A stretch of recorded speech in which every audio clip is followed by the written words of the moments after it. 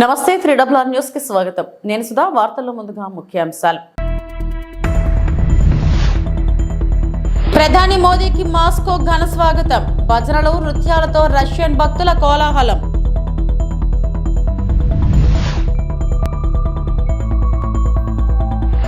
ముఖ్యమంత్రి భేటీలో అంశాల రహస్యం ఎందుకు? అంబటి రాంబాబు ధ్వజం. 2 రోజుల పర్యటన నిమిత్తం ప్రధానమంత్రి నరేంద్ర మోడీ రష్యా చేరుకున్నారు. మాస్కోలో దిగిన మోదీకి రష్యా ఉప ప్రధాని డెనిస్ స్వాగతం పలికారు. గార్డ్ ఆఫ్ ఆనర్ తో మోదీకి రష్యన్ సైన్యం వెల్కమ్ చెప్పింది. ఈ సందర్భంగా రష్యన్ కళాకారులు దాండియా గర్భా నృత్యంతో భారత ప్రధానిని స్వాగతించారు. మోదీ బస చేస్తున్న హోటల్ వెలుపల రష్యన్ భక్తులు భజనలు పాడి నృత్యాలు చేశారు. మోదీ పుతిన్ కరచాలనం చేసుకుంటున్న ఫ్లెక్సీలను ఏర్పాటు చేశారు. రష్యా అధ్యక్షుడు పుతిన్ ఆహ్వానం మేరకు మాస్కో వెళ్లిన మోదీ 2 రోజుల పాటు పర్యటించనున్నారు. प्राइम मिनिस्टर मोदी का एक इम्पोर्टेंट सबसेट रह सकता है, कैसे कल्चरल टाइप को यहाँ पर और बढ़ावा दिया जा सके। इस बात को हम जानते हैं कि प्राइम मिनिस्टर मोदी और प्रेसिडेंट पुतिन के बीच में एक बहुत ही बेहतरीन केमिस्ट्री है। 16 बार वो मिल चुके हैं पिछले 10 साल के अंदर। और 2001 के अंदर जब प्राइम मिनिस्टर मोदी गुजरात के चीफ मिनिस्टर हुआ करते थे और तब जब पहला एनुअल जो इंडिया रशिया समिट हुआ था उस समय पर भी प्राइम मिनिस्टर मोदी जब वो गुजरात के सीएम तब वो मौजूद रहे थे। तो तब से लेकर के 2001 से लेकर के 2024 तक की यात्रा हम कह सकते प्राइम मिनिस्टर की काफी इम्पोर्टेंट रही है। और कैसे दोनों देशों के जो लोग हैं वो कनेक्ट हुए हैं, बेहतर कनेक्ट हुए हैं और गजब की केमिस्ट्री प्राइम मिनिस्टर मोदी और पुतिन के बीच में भी हमने देखी है पिछले 1 सालों के अंदर। तो जाहिर सी बात है ये जो विजिट है काफी इंपॉर्टेंट साबित होगी बायलैटरल रिलेशनशिप को और नई ऊंचाइयों तक ले जाने के अंदर और जो पीपल टू पीपल कनेक्ट और कल्चरल टाइप को एनहांस करने की दिशा के अंदर ये विजिट काफी इंपॉर्टेंट रोल प्ले कर सकती है। और यहाँ पर आप कह सकते हैं कि इससे तो मिनी इंडिया पूरा यहाँ आपको दिखा रहे हैं। और इस वक्त की ये बड़ी खबर है, प्रधानमंत्री नरेंद्र मोदी और रूस के राष्ट्रपति व्लादिमीर पुतिन, ऐतिहासिक संबंध हैं भारत और रूस के। और ये ऐतिहासिक ये दृश्य हम दिखा रहे हैं, दोनों नेता वहाँ पर जब वो टहल रहे थे, दोनों नेता वहाँ पर, दोनों नेता आपस में वहाँ पर काफ़ी महत्वपूर्ण बातचीत भी वहाँ पर कर रहे थे। ये दृश्य हम आपको दिखा रहे हैं। और वैश्विक और द्विपक्षीय परिदृश्यों को अगर देखा जाए तो काफ़ी महत्वपूर्ण बातचीत ये माना जा सकता है कि वहाँ पर दोनों नेताओं के बीच में हुई है। हम आपको ये दृश्य दिखा रहे हैं। मॉस्को के प्रधानमंत्री आज शाम को पहुँचे थे मॉस्को। वहाँ पर प्रधानमंत्री मोदी का भव्य स्वागत किया गया और उसके बाद प्रधानमंत्री मोदी और रूस के राष्ट्रपति व्लादिमीर पुतिन के बीच में मुलाकात हुई। और उसी मुलाकात के ठीक बाद के ये दृश्य हैं जहाँ पर प्रधानमंत्री मोदी और रूस के राष्ट्रपति पुतिन वहाँ पर टहलते हुए बातचीत करते हुए दिखाई दिए। और ये माना जा सकता है कि दोनों नेताओं के बीच में काफ़ी ये महत्वपूर्ण वहाँ पर बातचीत हुई है। और दोनों देशों के बीच में वार्षिक शिखर सम्मेलन जो मंगलवार को होना है, जिसमें प्रतिनिधिमंडल स्तर की बातचीत होगी, उससे पहले रूस के राष्ट्रपति व्लादिमीर पुतिन की ओर से एक रात्रि भोज प्रधानमंत्री मोदी के सम्मान में वहाँ पर रखा गया था। उसके ठीक पहले दोनों नेताओं के बीच में मुलाकात हुई और उसी वक्त की ये दृश्य हम आपको दिखा रहे हैं। ఏపీ తెలంగాణ ముఖ్యమంత్రులు చంద్రబాబు నాయుడు రేవంత్ రెడ్డి మధ్య జరిగిన చర్చల వివరాలను బహిర్గతం చేయాలని మాజీ మంత్రి అంబటి రాంబాబు డిమాండ్ చేశారు. సీఎంల భేటీ అంత రహస్యం ఎందుకని ప్రశ్నించారు. 7 మండలాలను తిరిగి తెలంగాణకు ఇవ్వాలన్న ప్రతిపాదనలతో పాటు తిరుమల ఆదాయంలో పోర్టుల్లో కృష్ణా జలాల్లో వాటా కావాలంటూ తెలంగాణ ప్రభుత్వం అడిగిందని మీడియాలో వార్తలు వస్తే వాటిపై చంద్రబాబు స్పందించకపోవడంపై అందరికీ అనుమానాలు కలుగుతున్నాయన్నారు. చంద్రబాబు మరోసారి ఏపీకి తీరని అన్యాయం చేసేందుకు సిద్ధమయ్యారని అంబటి ధ్వజమెత్తారు. తాడేపల్లిలోని వైఎస్ఆర్ కాంగ్రెస్ పార్టీ కేంద్ర కార్యాలయంలో అంబటి సోమవారం మీడియాతో మాట్లాడారు. తెలంగాణ ప్రభుత్వం అడిగిందని పత్రికలో వస్తుంది, మీడియాలో వస్తుంది. ఒక పత్రిక అయితే నమ్మశక్యం కాకపోవచ్చు, అన్ని పత్రికల్లోనూ టోటల్గా అన్ని మీడియాలోనూ మాకు వాటా కావాలి అని తెలంగాణ ప్రభుత్వం అడిగింది. ఒకటి. రెండవది, తిరుమల తిరుపతి దేవస్థానం బోర్డులో వాటా కావాలి అడిగింది. బోర్డులో అంటే మెంబర్లు వేయడానికి, సరే దట్ ఇస్ పొలిటికల్ డెసిషన్. ఆదాయంలో కూడా 48% కావాలి, మీరు 52 తీసుకోండి, మాకు 48 ఇవ్వండి అని అడిగింది అనేటువంటి మాట. అంతేకాదు మనకు పోర్ట్స్ ఉన్నాయి కదా ఈ తీర ప్రాంతంలో, ఈ అన్ని పోర్ట్స్లోనూ వాటా కావాలని అడిగింది అని. మరొకటి కృష్ణా జిల్లాల్లో కూడా మాకు అన్యాయం జరిగింది, మాకు వాటా కావాలి అని అడిగిందని. ఈ 4 కూడా చాలా విపరీతమైన ప్రచారం జరిగాయి. దానితో పాటు అతి కీలకమైంది పోలవరం ప్రాజెక్టు నిర్మాణానికి విభజన చట్టంలో పెట్టినటువంటి 7 మండలాల్ని విభజన చట్టం ప్రకారం మన రాష్ట్రానికి కలిపేశారు. ఆ 7 మండలాల్ని వెనక్కి ఇచ్చేయమన్నారంట. ఇచ్చేయమన్నారు వాళ్ళ కోరికలు. చిత్రం ఏంటంటే ఒక పత్రికలో హిందూ, మీ అందరికీ తెలుసు, దీనిలో ఇవాళ వచ్చింది ఏంటంటే Naidu Revanth agrees to transfer 5 panchayats to TG. ఇది నాయుడు అంత రేవంత్ ఇద్దరు కలిసి సమావేశంలో 5 గ్రామాలను తిరిగి తెలంగాణకు ఇవ్వడానికి అంగీకరించారు చంద్రబాబు నాయుడు గారు. What is this? దీని సమాధానం చెప్పగలరా? వార్తలు ఈ విధంగా పుంఖాలుగా వస్తున్నప్పుడు మీరు ఏమీ మాట్లాడకపోగా, ముఖ్యమంత్రులు ఇద్దరు మాట్లాడకపోగా, ముఖ్యమంత్రుల తరపున అక్కడ డిప్యూటీ సీఎం, మన మంత్రులు, వారి మంత్రులు కలిసి ఉమ్మడి సమావేశం ఏర్పాటు చేసి పత్రికా సమావేశం, దానిలో మీడియా మిత్రులు ఏమండి ఇగో ఇవన్నీ వచ్చినాయి ఏంటి అని అడిగితే సమాధానం చెప్పకుండా తప్పుకెళ్లారంటే నిజమనుకోవాలా అబద్ధం అనుకోవాలా? సమాధానం చెప్పకోకుండా తప్పుకు వెళ్లిపోయారు అంటే వాళ్ళు అడిగిన మాట నిజము అని ఒప్పుకోవాలి. ఈ 5 గ్రామాలు ఇవ్వడానికి అంగీకరించాడు అని ఒప్పుకోవాలి. లేదంటే తీర ప్రాంతంలో వాటా ఇవ్వడానికి చంద్రబాబు నాయుడు గారు సుముఖతతో ఉన్నారు అని అనుకోవాలి. మౌనం. అలాగే కృష్ణా జిల్లాలో వాటా ఇవ్వడానికి కూడా సుముఖంగా ఉన్నారు అనుకోవాలి. టీటీడీలో కూడా వాటా ఇవ్వడానికి సుముఖంగా ఉన్నారని అనుకోవాల్సి వస్తుంది మాట్లాడకపోతే. ఇంకో మాట అన్నాడు, రెండు కళ్ళు నాకు అన్నాడు. అంతే. తెలంగాణ ఆంధ్ర 2 నా కళ్ళు.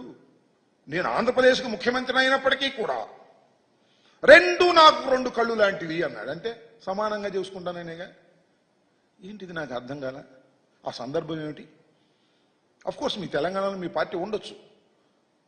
దాన్ని మళ్ళా బతికించుకోవడం కోసమో, దాన్ని మళ్ళా రివైవ్ చేసుకోవడం కోసమో మీరు తెలంగాణ కోరేటటువంటి అసంబద్ధమైన కోరికలకు అంగీకరిస్తారా? అంగీకరించరా? అంగీకరిస్తారో అంగీకరించో చెప్పాలి కదా. చెప్పుకోకుండా తెలంగాణ వెళ్ళి తెలంగాణ భవన్లో, తెలంగాణలో వారి తెలుగుదేశం పార్టీ భవన్లో నాకు 2 కళ్ళు, తెలంగాణలో ఉన్నటువంటి తెలుగుదేశం కార్యకర్తలకు కూడా నేను మేలు చేస్తాను అనేటువంటి మాటలు మీరు మాట్లాడుతున్నారు అంటే ఈ జరిగినటువంటి విషయాలన్నీ కూడా నిజమే కదా అనేటువంటి భావన కలుగుతుంది. నిజమో కాదో మాకు తెలియదు. అసలు రహస్యం ఏంటంటే నాకు అర్థం కాలేదు. 2 రాష్ట్రాల ముఖ్యమంత్రులు విభజన చట్టంలో ఉన్నటువంటి అంశాల మీద చర్చించుకోవడం రహస్యం ఎలా అవుతుంది? బహిరంగం కావాలి కదా. మీరేం ప్రత్యక్ష ప్రసారం ఇవ్వాల్సిన అవసరం లేదు. ఇది జరిగింది అని రేవంత్ రెడ్డి గారో, ఇది జరిగింది అని చంద్రబాబు నాయుడు గారో పాయింట్ టు పాయింట్ చెప్పాలి కదా. మీరు చర్చలు జరిగాయి, చర్చలు జరిగితే ఇది అడిగారు మేము ఇస్తామన్నాము, ఇది అడిగారు మేము వద్దన్నాము అని చెప్పాలి కదా. ఉచిత ఇసుక ముసుగులో ప్రజలకు టీడీపీ కుచ్చుటోపి. నర్సీపట్నంలో టన్నుకి 1225 రూపాయలు వసూలు చేస్తున్న టీడీపీ నాయకులు. వైఎస్ఆర్సీపీ హయాంలో స్టాక్ పాయింట్ వద్ద 1,00,000 టన్నుల ఇసుక స్టోరేజ్ ఉంటే ఇప్పుడు అందులో 60,000 టన్నులు మాయం. కోట్లాది రూపాయల ఇసుకని టీడీపీ నాయకులు దోచేస్తున్నారన్న నర్సీపట్నం మాజీ ఎమ్మెల్యే పెట్ల ఉమాశంకర్ గణేష్. రాష్ట్ర వ్యాప్తంగా ఇసుక ఇస్తున్నామని చెప్పి ఉచితంగా అని చెప్పి చెప్పడం జరిగింది. ఈ రోజు మా నర్సీపట్నం సంబంధించి స్టాక్ పాయింట్ దగ్గర చాలా మంది వెళ్ళారు రైతులందరూ కూడా ఇసుక కొనాలని చెప్పి. అయితే అక్కడ ఉన్న బోర్డు చూస్తే ఒకసారి అక్కడ ఉన్న బోర్డు ఒకటి ఉంది, ఒక బోర్డు పెట్టారు. అక్కడ ఏమన్నారంటే అక్కడ నూతన ఉచిత ఇసుక విధానము 2024 అని చెప్పి అక్కడ పెట్టడం జరిగింది. పెట్టిన తర్వాత చూస్తే అలా కింద చూస్తే నర్సీపట్నం గబ్బాడికి సంబంధించి ఇసుక డిపో దగ్గర ఏముందంటే ఉదయం 6 గంటల నుంచి సాయంత్రం 6 గంటల వరకు ఇస్తామని చెప్పి అన్నారు. కింద చూస్తే డిపో వద్ద ఇసుక టన్నుకు 1,225 రూపాయలు అన్నారు. మాకు అర్థం కావట్లేదు. ఉచితంగా ఇసుక అని చెప్పి ఒక 4 నెలల నుంచి కూడా ఎన్నికల ప్రచారంలో చేస్తున్న సందర్భంగా ఈ రోజు రైతులందరూ కూడా ఉచితంగా ఇసుక ఇస్తారని చెప్పంటే ఇక్కడ రేట్ పెట్టారు 1,225 రూపాయలు ఒక టన్నుకి. అంటే ఒక లారీ, ఒక ట్రాక్టర్ తీసుకుంటే 5 టన్నులకు సుమారుగా తీసుకుంటే మరి అక్కడ అది కాకుండా అర్థంగా ట్రాన్స్పోర్ట్ కాకుండానే టన్నుకి 1225 రూపాయలు. నేనేమన్నానంటే ఉచితంగా ఇక్కడ నూతన ఉచిత ఇసుక అన్నారు కనుక ఉచితంగా బ్యానర్ పెట్టినప్పుడు ఇక్కడ 1225 రూపాయలు ఎందుకు పెట్టాలి అని అడుగుతున్నా. అంటే ఉచితంగా ఇసుక ఇచ్చినప్పుడు ఇది తీయద్దు, ఇది తీసేయండి, 1225 తీసి ఉచితంగా ఇవ్వండి. లేదు 1225 రూపాయలు మీరు టన్నుకి కలెక్ట్ చేస్తే ఇక్కడ నూతన ఉచిత ఇసుక విధానం అనేది పక్కన పెట్టేసి ఓన్లీ నూతన ఇసుక విధానం ఉచితం అనేది తీసేయని చెప్పి అంటున్నాను. అంటే ఉచితం అని చెప్పి టన్నుకి 1225 రూపాయలు ఇవ్వడం మరి తీసుకోవడం చాలా దుర్మార్గం అని చెప్పి అంటున్నాను. ఈ రోజు ఉదయం నుంచి కూడా రైతులు వెళ్ళి మరి అక్కడ మరి ఎవరు లేక ఎవరు ఇవ్వకపోవడం వల్ల ఈ రేట్లు అయి ఉండడం వల్ల వెనక చాలా మంది తిరిగి వచ్చారు. నేను దీనికి సంబంధించి ఇప్పటికే నేను అక్కడ స్టాక్ ఎంత ఉందో కూడా నేను వివరాలకి మరి మొన్ననే ఒక 3 రోజుల కిందట ఏడీ మైన్స్ వరకు కూడా పెట్టాను. ఆ స్టాక్ అక్కడ ఎంత ఇసుక ఉంది ఏంటనేది మనం పెట్టడం జరిగింది. ఎందుకంటే అక్కడ కేవలం టేబుల్ తో కొలిసి ఇసుకని 40,000 టన్నులు ఉందని చెప్తున్నారు. కానీ మాకున్న సమాచారం ప్రకారం మన జనవరి నెల నుంచి ఈ నెల ఇప్పటి వరకు కూడా 4-5 నెలల్లో సుమారుగా 1,00,000 టన్నుల వరకు కూడా ఇసుక అక్కడ ఉందన్నది మాకు సమాచారం. సుమారుగా 1,00,000 టన్నుల్లో ఈ 4 నెలల్లో ఒక 10,000-20,000 టన్నులు ఒక హౌసింగ్ సంబంధించి కానీ మళ్ళీ వేరే పర్పస్ కొనాలని చెప్పి వెళ్ళి ఉంటుంది తప్ప అది కూడా రికార్డులు ఇవ్వమంటున్నాం మేము. ఎవరైతే ఎంతైతే వచ్చిందో 1,00,000 టన్నులు ఉంది వాళ్ళ దగ్గర సమాచారం. అది ఏడీ మంచి దగ్గర ఉందా లేదా రెవెన్యూ డిపార్ట్మెంట్ దగ్గర ఉందా మాకు తెలియదు. కానీ ఏ రోజుకి ఆ రోజు ఈ 3 నెలలు 4 నెలల్లో ఎంత వచ్చిందని ఉంది కనుక దయచేసి జిల్లా కలెక్టర్ వారిని కోరుతున్నాను. ఎందుకంటే ఇప్పుడు కేవలం 40,000 టన్నులు ఉందంటున్నారు అక్కడ ఇసుక. కానీ మా అంచనా ఏంటంటే 1,00,000 టన్నుల్లో సుమారుగా ఎట్టి బస్సులు కూడా 70,000 నుంచి 80,000 టన్నులు ఇసుక అక్కడ ఉంటుంది. అంటే వీళ్ళు చెప్పిన ప్రకారం 40,000 టన్నులు అమ్మితే ఇంకా 40,000 టన్నులు ఉంటుంది. అంటే 40,000 టన్నులు దోపిడీ చేయడానికి ఈ నర్సీపట్ల తెలుగుదేశం పార్టీ నాయకులు ప్రయత్నిస్తారు కనుక దయచేసి కలెక్టర్ గారిని కోరుతానమ్మా, మీరు వెంటనే ఏదైతే రికార్డులు ఉన్నాయో 4 నెలల నుంచి ఆ రికార్డులన్నీ కూడా తెప్పించండి. ఎంత వచ్చిందో ఏంటో చెప్పి మొత్తం అందరూ కూడా ప్రజలు చెప్పి ఎట్టి బస్సులు కూడా ఈ 40,000 టన్నులు సుమారుగా 5 కోట్ల విలువ చేసే ఇసుకని దోపిడీ కాకుండా మరి కాపాడి ఈ ప్రాంత ప్రజలకు ఉచితంగా ఇవ్వాలని చెప్పి మనస్ఫూర్తి కోరుకుంటూ మరొకసారి మరి ఏదైతే ఇది ఉందో మరి ఉచిత ఇసుక విధానం అనేది మరి మార్పు చేయాలి. ఇక్కడ ఉచితంగా తీసేయండి లేదా 1225 తీసేయాలని చెప్పి మీ ద్వారా తెలియపరచుంది. బీఆర్ఎస్ నేతలు మీడియా సమావేశం నిర్వహించారు. కాంగ్రెస్ పార్టీ ఫిరాయింపులపై ఆగ్రహం వ్యక్తం చేశారు. బీఆర్ఎస్ నుంచి గెలిచిన ఎమ్మెల్యేలను కాంగ్రెస్ పార్టీలో చేర్చుకోవడాన్ని తప్పుపట్టారు. రైతు సమస్యలపై కాంగ్రెస్ పార్టీ చిత్తశుద్ధితో పనిచేయడం లేదని ఆరోపించారు. కరెంటు కష్టాలు, అప్పుల బాధలతో రైతులు ఆత్మహత్యలు చేసుకుంటున్నారని ఆరోపించారు. అధికారంలోకి రావడానికి మెగా డిఎస్సీ అని చెప్పిన కాంగ్రెస్ అధికారంలోకి వచ్చాక దగా డిఎస్సీ చేసిందని, డిఎస్సీ వాయిదా వేయాలని నిరుద్యోగులు ఆందోళన చేస్తున్నా పట్టించుకోవడం లేదని ఆగ్రహం వ్యక్తం చేశారు. బీఆర్ఎస్ తరపున ఎన్నికై కాంగ్రెస్ లోకి వెళ్లిన ఎమ్మెల్యేలు దానం నాగేందర్, కడియం శ్రీహరి, తెల్లం వెంకట్రావులతో పాటుగా ఎమ్మెల్సీలపై అనర్హత వేటు వేయాలంటూ డిమాండ్ చేశారు. ఈ అంశంపై చట్టసభలతో పాటుగా కోర్టులో సైతం పోరాడతామని బీఆర్ఎస్ నేతలు వెల్లడించారు. 6 నెలల కాలంలోనే ప్రభుత్వంపై తీవ్ర వ్యతిరేకత ఎదురైందని విమర్శించారు. आज श्याम कुमार जी को डिस्क्वालीफाई किया गया और उनको पद से हटाया गया। और हाल ही में जो एक किस्सा हुआ हिमाचल प्रदेश में, जब अभिषेक मनु सिंघवी जी कांग्रेस के राज्यसभा के उम्मीदवार थे तो वहां के 6 लेजिस्लेटर कांग्रेस के बीजेपी को वोट दे दिए और राज्यसभा वाली इलेक्शन में उसके खिलाफ भी आज कांग्रेस हिमाचल में आज लड़ रही है। मैं इसलिए पूछना चाहता हूं, जब आपके साथ गोवा में इलेक्शन होता है तो आप शपथ दिलवाते हो आपके लेजिस्लेटर से कि आप दल बदलेंगे नहीं। जब आपके मणिपुर के एमएलए कांग्रेस वाले बीजेपी में शामिल हो जाते हैं आप सुप्रीम कोर्ट जाते हो, लड़ते हो और उसके खिलाफ ऑर्डर लाते हो।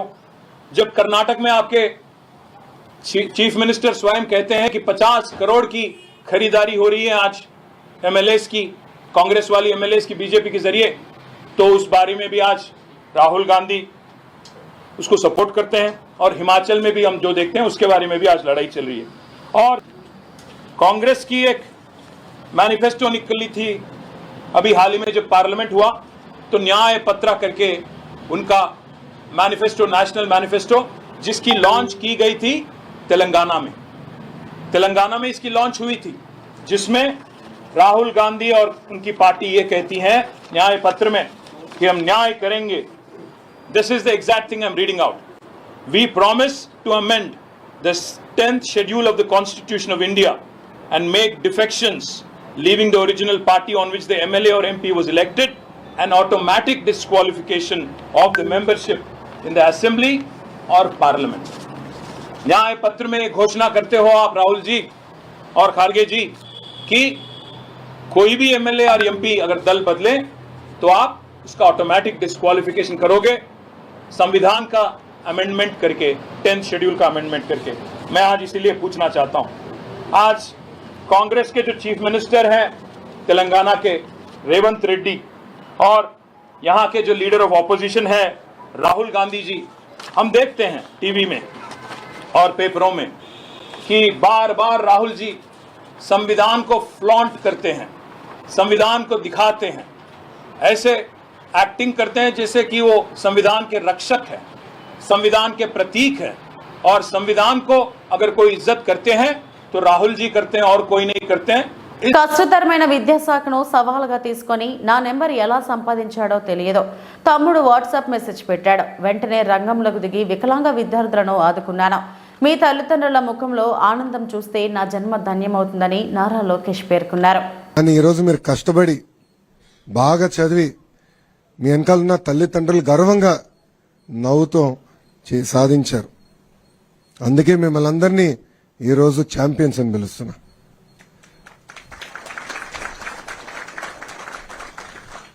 నాకు ఛాలెంజ్ అంటే బాగా ఇష్టం.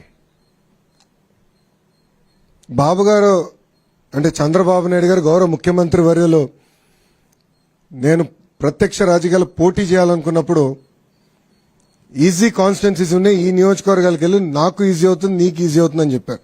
నేను తీసుకోవాలా. ఎప్పుడు గెలవని నియోజకవర్గం నాకు ఇవ్వండి, పోటీ చేస్తా, గెలుచుకుని వస్తానని చెప్పాను. ఆనాడు ఓడిపోయా. 2019లో నేను ఓడిపోయా. 5,300 పైచిలకు ఓట్లతో ఓడిపోయా. కానీ ఓడిపోయిన రోజు దగ్గర నుంచి మొన్న ఎన్నికలయ్యే వరకు అంటే 5 సంవత్సరాలు అక్కడనే కష్టపడ్డా, అక్కడనే పోరాడా, ఒక ఛాలెంజ్ తీసుకుని ఎట్టి పరిస్థితుల్లో మళ్ళీ గెలవాలి అన్న లక్ష్యంతో పనిచేశా. నేను విద్యాశాఖ మంత్రి అవుతున్నానని న్యూస్లో వచ్చినప్పుడు ఎంతో మంది నాకు ఫోన్ చేశారు. ఎందుకు సార్ అంత కాంప్లికేటెడ్ శాఖ, ఐటీ ఇండస్ట్రీస్ ఎన్ని ఈజీగా ఉంటాయి, మీరు అదే తీసుకోండి, ఇది మీకు కష్టమైన పని అని చెప్పారు. కానీ నేను ఒప్పుకోలా. ప్రజల జీవితంలో ఒక మార్పు తీసుకురావాలి, కష్టపడాలి. అధికారులతో ముగిసిన హోంమంత్రి వంగలపూడి అనిత సమీక్ష సమావేశం. ఈ సమావేశంలో చంద్రబాబు నాయుడు పర్యటన గురించి చర్చించడం జరిగింది. ఎస్ రాయవరం మండలం, దార్లపూడి, యలమంచిలి మండల, రేకుపాలెం, కసింకోట మండలం, తాళ్లపాలెం ఈ 3 ప్రాంతాల్లో ఎక్కడా చంద్రబాబు నాయుడు సమావేశం ఏర్పాటు చేయడంపై చర్చ. దార్లపూడి బయలుదేరిన మంత్రి అనిత మరియు కలెక్టర్.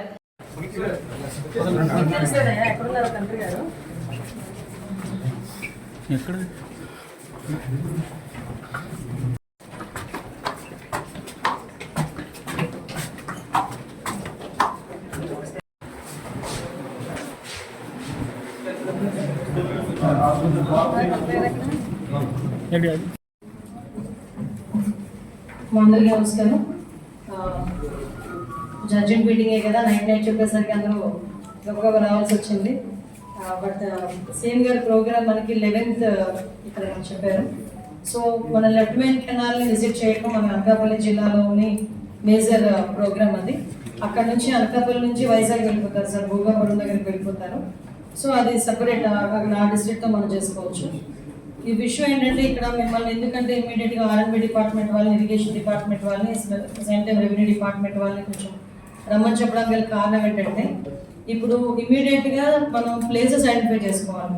ఇప్పుడు ఎక్కడ మనం ప్లేస్ ఐడెంటిఫై చేసుకుంటే సార్కి మనం అక్కడ విజిట్ చేయడానికి ఒకటేంటంటే 2 types ఆఫ్ ఇష్యూస్. ఒకటి ఇష్యూ బేస్డ్ ఉంటుంది, ఇష్యూ బేస్డ్ చూపించాలి మనం, ఎందుకంటే పోలవరం ఎంతవరకు ఆగిపోయింది, ఇప్పుడు మళ్ళీ మన ఈ గవర్నమెంట్ వచ్చిన తర్వాత స్టార్ట్ చేయాలి. ఎక్కడ మనకి ప్రాబ్లమేటిక్ గా ఉంది అది సార్కి చూపించిన. కాకినాడ రూరల్ మండలం గైగలపాడు శ్రీ విష్ణు ఆలయం భూమిని కాజేయాలని చూసిన కుట్రదారులపై వెంటనే క్రిమినల్ చర్యలు చేపట్టాలని కాకినాడ కలెక్టరేట్ వివేకానంద హాల్లో గ్రీవెన్స్ కు శ్రీ విష్ణు దేవాలయం సంక్షేమ సేవా సంఘం సభ్యులు వినతి పత్రం అందజేశారు. తక్షణమే వారిపై ప్రభుత్వం స్పందించి చర్యలు తీసుకోవాలని కోరారు. ఆ నెంబర్లో కుందూరు సుబ్బారావు అనే దాత 30 సెంట్లు భూమి దూపదీప నైవేద్యాల కొరకు దానంగా ఇవ్వడం జరిగింది. అప్పటి నుంచి కూడా 3 తరాల నుంచి మా పెద్దలందరూ కూడా దాంట్లో పంట పండించుకుంటూ శిస్తు కూడా తీసుకోవడం జరుగుతుంది. అలాగే అప్పటి నుంచి కూడా పన్నులు కట్టడం జరిగింది. ఈ పంట నష్టం కోసం 2007లో ఈ పాస్బుక్ల కోసం మా కమిటీ వాళ్ళు దరఖాస్తు చేసుకోగా, అప్పుడు పెద్దలు దరఖాస్తు చేసుకోగా, అప్పుడు మండల సర్వేయర్ వచ్చి సర్వే చేసి దాన్ని ధృవీకరించి మీ భూమి ఇదే అని మనకు నిర్ధారించి మండల సర్వేరు పాస్బుక్లు టైటిల్ డీడ్ ఇవన్నీ కూడా ఇవ్వడం జరిగింది. అప్పటి నుంచి కూడా మేము పన్నులు కడుతూనే ఉన్నాం. రెవెన్యూ వారే స్వయంగా ఇది మీ భూమి అని నిర్ధారించి ఆ పొజిషన్ నిర్ధారించి మాకు అప్పగించిన తర్వాత మేము అప్పటి నుంచి కూడా అందరూ ఆధీనంలో ఉంటూ మేము పన్నులు కట్టుకుంటూ స్వాధీనంలో ఉండగా రీసెంట్గా దానికి ఆనుకుని 2 ఎకరాలు ఒక దంగేటి వీరన్న అనే ఒక రైతుది, అతనే మా భూమి పండించేవాడు. కానీ ఆ 2 ఎకరాలనే డెవలప్మెంట్ తీసుకున్నటువంటి సర్బాబు, రఘురాజు అనే 2 వ్యక్తులు ఆ భూమి కూడా మాకు ఈ 30 సెంట్లు కూడా మా దాంట్లో కలుస్తుంది, మాకు ఇవ్వండి అని చెప్పి మా ఊరికి రావడం, దేవాలయంలో కూర్చుని మాట్లాడడం జరిగింది. కానీ మాకు ఇది కుందూరు సుబ్బారావు అనే దాత మాకు దానం చేశాడు. కానీ వాళ్ళు ఏం చేశారంటే కూలెప్పన్న అనే వ్యక్తి మీకు రాసినట్టు మీరు మాకు ఇచ్చినట్టు ఒక డాక్యుమెంట్ క్రియేట్ చేద్దామని చెప్పినప్పుడు మేము ఎప్పటి నుంచో 1930-40 నుంచి కూడా మేము ఈ కుందూరు సుబ్బారావు గారి పేరు మీద దాత అని చెప్పుకున్న వ్యక్తులు సడన్గా కూలెప్పన్న అని చెప్పాడు. మా పెద్దలు ఎవరో ఒప్పుకోలేదు. దీనికి ఒప్పుకోకపోవడంతో ఆ ఒప్పందం నుంచి తప్పుకుని వెనక్కి వెళ్ళిపోయారు. కానీ ఈ భూమిని ఎలాగైనా కాజేయాలనే ఉద్దేశంతో వాళ్ళు ఏం చేశారు, తప్పుడు డాక్యుమెంట్ ఇదిగోండి. సరబాబు, రఘురాజు అనే వ్యక్తులు వైసీపీ వ్యక్తులు ఈ మాజీ మంత్రి కన్నబాబు గారు సహకారంతో పూర్తి ప్రోద్బలంతో అప్పుడు ఎట్టి పరిస్థితుల్లోనూ మేము వెళ్ళలేని పరిస్థితి. మేము వెళ్తుంటే దౌర్జన్యాన్ని పాల్పడే 100 మందిని తీసుకొచ్చి దౌర్జన్యం ఎన్నోసార్లు దీనికి పత్రికాముఖంగా కూడా తెలియజేయడం జరిగింది. అలాగే అధికారులందరికీ కూడా దీని మీద చర్యలు తీసుకోమని కోరడం జరిగింది. కానీ ఎవరు కూడా స్పందించలేదు. రీసెంట్గా అక్కడ ఎలక్షన్ కోడ్ 144 సెక్షన్ వచ్చినప్పుడు దాన్ని ఆసరాగా తీసుకుని అక్కడ మా స్థలంలో చుట్టూ ప్రహారీ కూడా కట్టడం జరిగింది. వెంటనే మేము కలెక్టర్ గారికి కూడా రిపోర్ట్ చేసాం. దాని మీద ఆయన స్పందించి వెంటనే దీన్ని 30 సెంట్లు వీళ్ళు 30 సెంట్లు నిర్ధారించి డివైడ్ చేయమని ఆర్డర్ వేసి సర్వే వారికి అప్పగించడం జరిగింది. వెంటనే సర్వే వాళ్ళు వచ్చి ఆ 30 సెంట్లు డివైడ్ చేసి ఆ భూమిలో కలెక్టర్ గారు ఆర్డర్ ఇచ్చే వరకు కూడా మీరు ఎవరు కూడా దాంట్లో ఎలాంటి కార్యక్రమాలు చేయొద్దని చెప్పారు. రీసెంట్గా 24/6/2024 ఇవ్వడం జరిగింది. ఇప్పుడు ఏంటంటే ఆ భూమి వాళ్ళ ఆధీనంలో ఉందని వాళ్ళు తప్పుడు డాక్యుమెంట్లు సృష్టించి కోరుకొండలో రిజిస్ట్రేషన్ చేయడం జరిగింది. ఇది మండల రెవెన్యూ అధికారి వారు ఇచ్చారు, విఆర్ఓ గారు ఇచ్చారని చెప్పేసి ఆధీన పత్రం ఇదేంటి కేవలం పొజిషన్ సర్టిఫికేట్తో కోరుకొండ రిజిస్ట్రేషన్లో, అది తోరంగ భూమి కానీ కోరుకొండలో సబ్ రిజిస్టర్ ఆఫీస్లో రిజిస్టర్ చేయించారు. కాబట్టి వీళ్ళు మొత్తం 3 ఫోర్జరీ డాక్యుమెంట్లు చేశారు. 1974లో కూలెప్పన్న అనే వ్యక్తి ఈ నడింపల్లి కిరణ్ కుమార్ వర్మ వాళ్ళ నాన్న రంగరాజు గారికి ఈ క్రయం పొందేనన్నట్టు ఒక ఫోర్జరీ డాక్యుమెంట్ ఒకటే.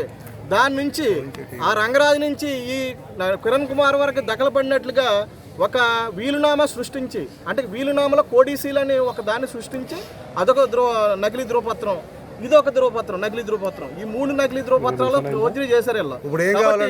వాళ్ళ ముగ్గురు మీద తూర్పుగోదావరి జిల్లా బిక్కవోలు మండలం కొమరిపాలెంలో స్వీట్ షాప్ లో అనుమానాస్పదంగా నిప్పు అంటించారు దుండగులు. సంఘటన స్థలాన్ని అనపర్తి శాసనసభ్యులు నల్లమిల్లి రామకృష్ణారెడ్డి సందర్శించారు. ఈ ఘటనతో మాజీ వైస్ ప్రెసిడెంట్ DVR పై దాడికి చేయాలని చేసిన ప్రయత్నాలపై ఆయన వివరాలు అడిగి తెలుసుకున్నారు.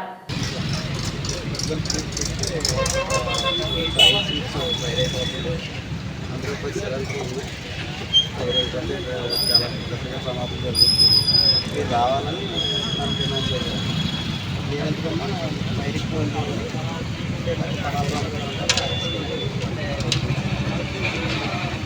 సరిగ్గా వినకుండా చాలా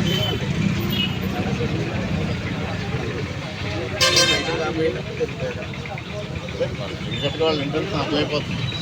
ఏదో టైంగా ఏదో బయటకు రప్పించాలి, ఇబ్బంది పెట్టాలి. ఇప్పుడు వచ్చారండి, బైక్ వేసి వచ్చారు. ఎట్టి పరిస్థితుల్లో కూడా గట్టిగా చెప్తున్నారు.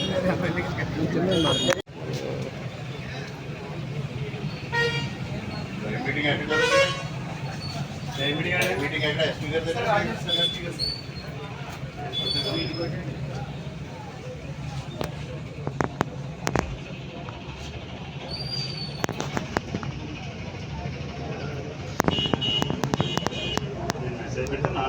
మాట్లాడండి ఎస్ఐ గారు.